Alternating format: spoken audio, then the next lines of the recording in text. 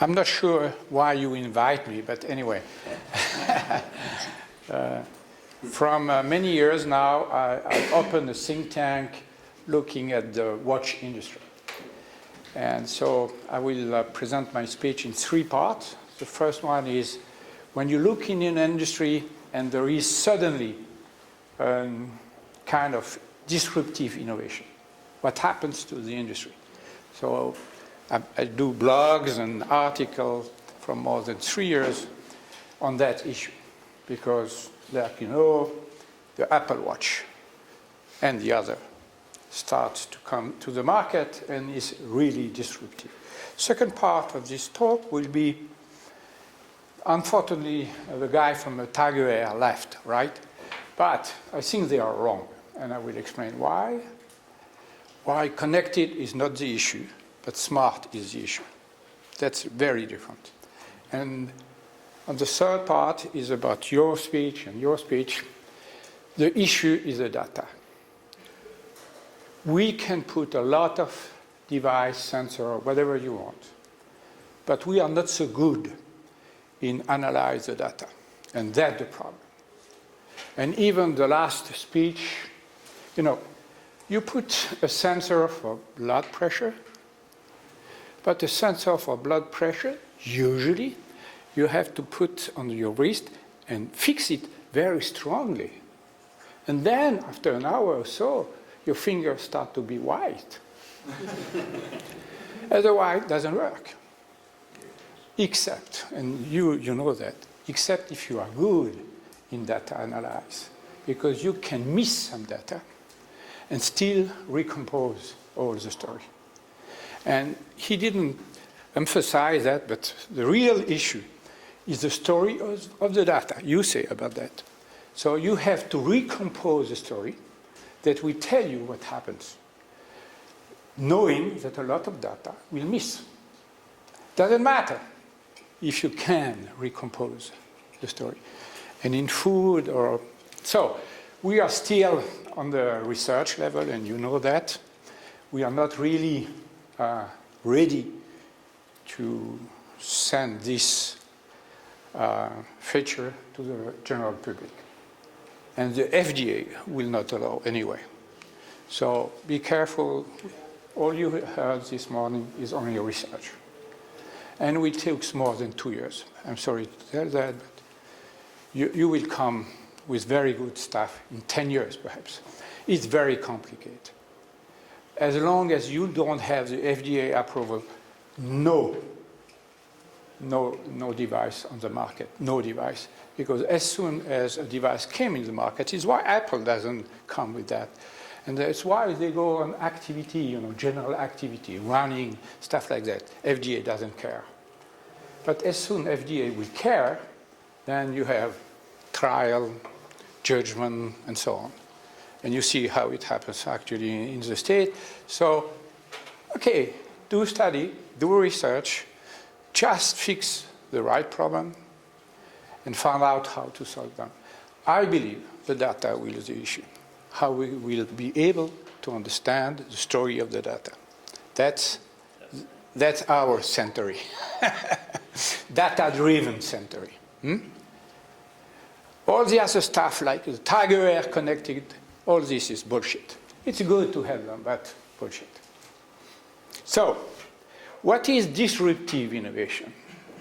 In the watch industry, it's very clear today that Apple, Samsung, and all these guys coming with smartwatches create to the Swiss industry, I mean the Swiss watch industry, a huge problem. First of all, it's a new category. Are they good or not?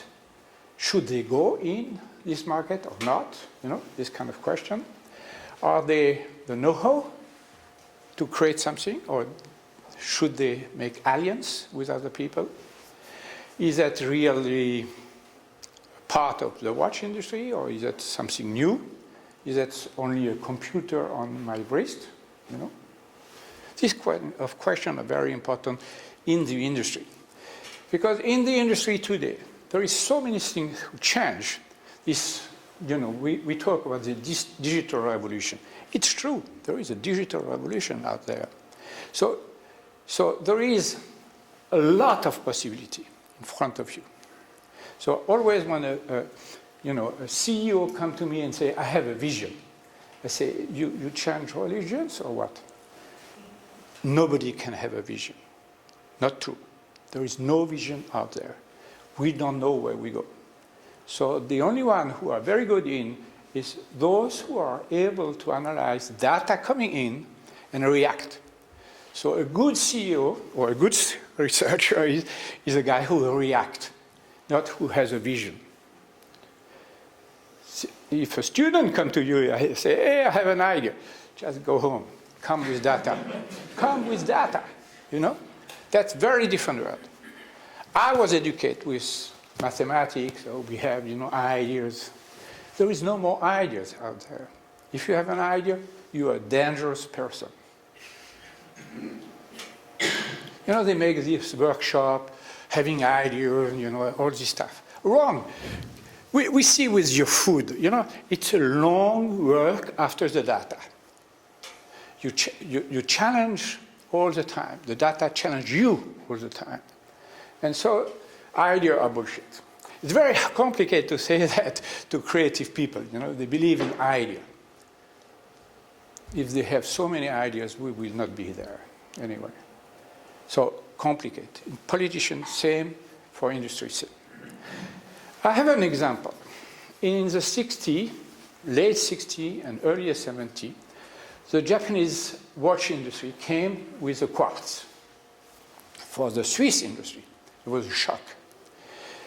Why it was a shock? Because this disruptive innovation came with two very important features. First, quartz has more precision than mechanic. Much more precision. Time is just perfect. With the mechanic, it was very complicated to have precision. It took Swiss people 200 years. And then suddenly the Japanese came with a quartz, much more precision. And second thing, very disruptive, much more cheaper. So suddenly, all the industry in Switzerland, the price of a watch was really made by the precision. More your precision, more it's expensive. In the 60s. And suddenly it's the opposite. More precision, cheaper. What you do? So basically, all this disruptive innovation push the Swiss industry to the bottom. We fire 60,000 employees, left only 30,000. You see the numbers? And everybody believed that at that time, during the 70s, that Japanese will be the next big country of the watch. And during a decade, it was the case. They sell a lot, and Swiss didn't catch up. What happened? After a while, the Swiss guys say, okay, we go also to the quartz. And we come out with what we call today the Swatch. It's a quartz. Cheaper than the Japanese, precise like the Japanese. And it was the end of the Japanese era. Just because we come with something cheaper and better. And then the Swiss industry make a lot of money, not with this watch, but because they were back in the market, they start to sell luxury watches. And they increase the price, and they increase the production, and they brand the name, and it was all about marketing. Swatch was a marketing story. So to go out of a disruptive innovation, we have to create a marketing story. That's funny, huh? But we take the same technology, huh? So you take the technology and you build a new story. So for scientists, I know it's a little bit strange, but in science it's the same. Every decade, you have one or the other field of science who create the story. Actually, those guys who believe climate change. They get all the money. Before them, he was a biotech guy. Before them, he was a nuclear guy, and so on. So every decade, you have a group of scientists who are very good to market their discipline, and then they have the money. You know that. Perhaps it will be your turn. I believe in food, so and you have the food industry here in Nestlé, and I think they believe in you. I think food will be one of the huge next big things. Why? Because health is about food. The first medical is food. So the first medicine is food. So you have a retirement plan. It's about food and medicine. And I don't believe so much in the watch and health. I can explain that later. So when we have this distributed innovation like we have now, there is 3 different ways to go out for the industry. One, you create alliance with people who know, or you buy somebody, The best thing today for the Swiss Industries watch is to buy Fitbit, for instance. You buy them, so you have the know-how. You create everything from scratch. It's costly, but it gives you more independence, and you can do it. It's not so complicated. And some try. So Alliance is Taguer do that. Building back from scratch is Constant, Benjamin Constant. I don't know if you know those guys in Geneva. They build a new watch, a smartwatch. And in the old time, Swatch has one. They still have one, but it's a connected one. And the third one is really to say, no, that's not my business. Just stay outside, You stay completely outside. And you stuck on the idea of luxury, jewelry, and you stay in this field.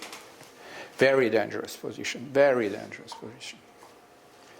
So I believe in a mix of these 3 strategies. I believe because nobody knows what tomorrow is about. Try everything. Just try everything. And you will see. Like I say, the data will tell you the truth. Don't imagine you are creative and intelligent. You are stupid. The algorithm or the data will tell you the truth. It's very hard for a human to say that.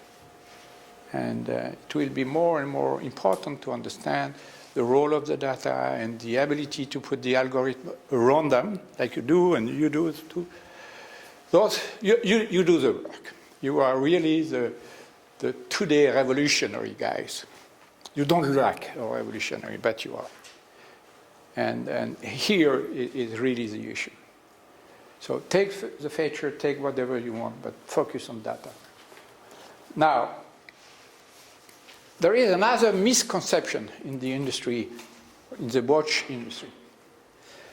In Europe, and especially in Switzerland, we call those new watches connected watches, connected Taguer. And really the people believe it's about connecting. So the swatch, there is one swatch, is connected. The Taguer is connected. None of them have processors to process data on the watch. None of them. None of them are trying even to look at the data. Taguer doesn't look at the data. Taguer is a watch with Intel inside, Android as a platform. They don't touch the data. So Taguer is going nowhere. It's my point. If you don't have a conception and good analytic tools for the data, you have nothing. So I don't know why people buy that, but so you have to fix this. This, I think, for the industry is very important. So connected is the wrong word. There is no connected watch. What for? Connected is not an issue. Connected is part of, the feature behind everything. Is You need them, but it's not an issue. It's like a raw material. You have to see connection as a raw material. And then what's coming on the top? What we are doing with this connection. So forget connection. And I think it's very important what I say now, because there is also two different terms. For instance, in Germany, in Switzerland, and in France, we talk about Industrie 4.0. Did you see that? In the States, they call it smart industry. Again, smart, much better than connected industry. It's about smart industry, not 4.0. And when you say smart, and then we come down to the data, and especially the one you have in the food, there is two kinds of data today. There is the data we know for a long time. I call them the Excel data. Those who I can put in an Excel, right? And the non-structured data that I cannot put in the Excel. Those are much more complicated. And they are in a big number. There are huge number of unstructured data out there, much more. In the video, it's unstructured data. So today what you do, and most of the data scientists do, they take this data, in big number, and also specifically in unstructured way. So with the unstructured way, what they do, they reduce the sense of those data to be manageable in an Excel, more or less. That's what they do. A data scientist today reduce the data to be manageable. And manageable be usually to be numbers. And that's wrong. That's very, very, very wrong. That's the only things we can do today. But it's very, very wrong, because for huge information, I have a number in the end. Come on. Life is much more complicated. So we are not able today to give a sense of a data, but unstructured one, but we give a number. So we measure unstructured data. You see the craziest thing? It's completely stupid. But we cannot do anything else. So the outcome of this will be, we will reduce data, like he do, like you do, and then we are going to do the history of the data. And doing the history of the data, you give back sense. That's the way. So we will reduce in the first time and increase in the second time by having the history. And having the history and also model to match with that, we go up again, and we give back sense. And there is no so many other way today. In 10 years and so on, perhaps it will change. But even you see the people who do deep learning and such a thing, it's algorithms who dated from the 80s. And what they do, they reduce. Yes. They do nothing else. So it's not really deep. It's slow learning. They do, yeah, they just reduce, and so, okay, what else? So I prefer your approach and because you already understand that the history will compensate this reduction. And so it's about data story. Huh? We get it? So the data story will be really the driving force of this century, really, really. And then we will create new algorithm, of course. We will create new ecosystem around those, for sure, and you are building those. But don't be fooled. Tell the truth. Tell the truth. The data are lying, and we are trying to compensate that. Especially the blood pressure is lying all the time, and only the history can reduce the lie. It's the same with the news, A journalist lie all the time, but if you have the complete story, you have a better idea. And that's complicated for scientists, I understand, especially for mathematicians like me, because what we are talking about. But really, that's the issue. For an industrial point of view, it's even worse, because how you do investment. So when I have this talk in front of the Richmond guys, I tell them, try everything. Try just everything. So for an industry, if you're the automaker, if you are in the health system, just try everything. There is no clear way. But what you have to do is to become what I call a data entrepreneur, not an Excel entrepreneur. They are all Excel entrepreneurs, you know. They love Excel because on Sunday mornings they can make some calculation, you know, and they do all that. All CEO know about Excel. And they don't tell the other that they use Excel, but anyway. But tomorrow should be kind of Excel unstructured data, I think. Outcoming of your work, we will have some ecosystem like Excel managing unstructured data. Reduce them, create history, and give sense. You know, the problem is the sense of the data, not the data. So here we are. Every single industry today will have a huge amount of data as soon as they put sensor in their machine, in their product, whatever.